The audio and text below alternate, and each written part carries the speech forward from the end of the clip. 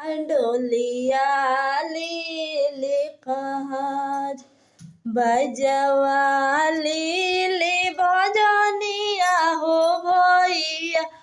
डोलिया लीली कहार छातावाले ले अपन हो भैया बहिनी साथवा जास छातावाले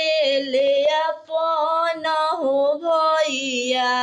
बहिनी साथवा जास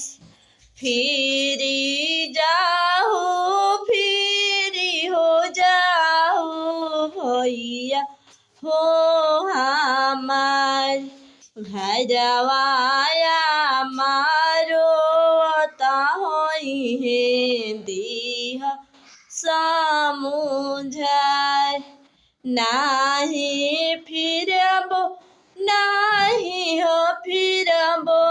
बहिनी हो हमार लुगावा कहे बिना भैया की बहिनी डोलिया कसर जाए।